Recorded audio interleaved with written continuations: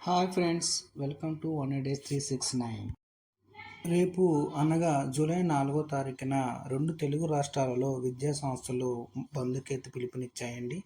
దానికి గల కారణాలు ఏంటో ఇప్పుడు తెలుసుకుందాం.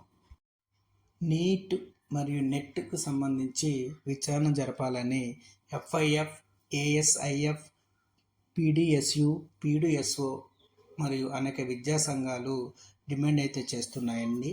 అదేవిధంగా ఎన్డీఏని రద్దు చేయాలని, కేంద్ర విద్యాశాఖ మంత్రిని రాజీనామా చేయాలని వీళ్ళు ప్రధానంగా డిమాండ్ చేస్తున్నారు. అయితే ఏపీలో టీడీపీకి బీజేపీ మిత్రపక్షంగా ఉంది కాబట్టి రేపు జరగబోయే బంద్కు అనుమతి ఇవ్వకపోవచ్చని అనుకుంటున్నారు. రేపు ఏం జరగబోతుందో వేచి చూద్దామండి.